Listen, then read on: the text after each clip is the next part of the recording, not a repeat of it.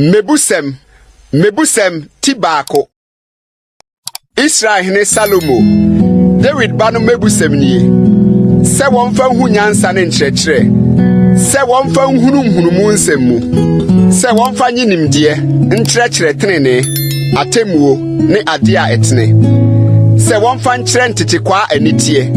Abrantie nso nimdeɛ ne adwempa. Na onyansafo ntie na nadi nim nɔso.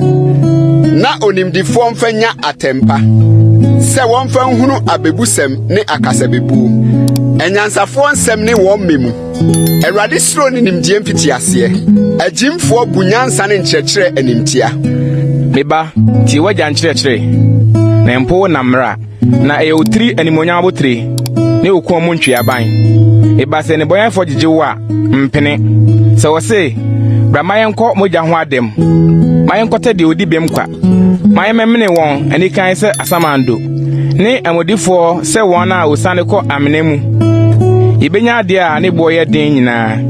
Ye de asade be hye yen fie ma. Fa wo chefa bebo yen die mu.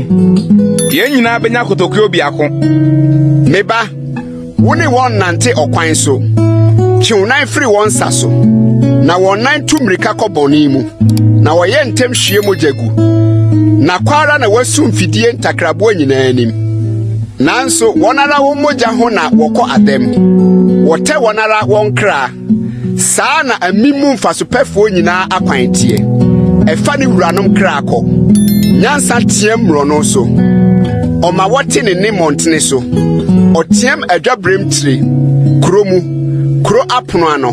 Ɔka ne nsɛm sɛ da benara na mo ntetekwa mo bɛpɛ ntetekwa asɛm akosie na afedifo bɛpɛ won afedie na nkwasiafo akyiri nimdeɛ mo nane mo homa mekasa kyerɛ hwɛ mɛworo me honhoma ma mo mɛma mo ahunu me nsɛm sɛm afrɛ na mo kame matere me nsɛm na obi mfa nyɛ hwee na moto mafotuo nyina atwene na mekasa kyerɛ no mo mpenti me nso mesere mo amane mu mo ahopopo bɛba no meyi mo ahi mo ahopopo ba sɛ oprana na mo amane ba sɛ ahum ahohiahia ne ahokyerɛ ba mo so a ɛno na wɔbɛfrɛ me na merenyi so wɔbɛhwehwɛ me hima na wɔrenhume esan sɛ wɔkyiri nimdeɛ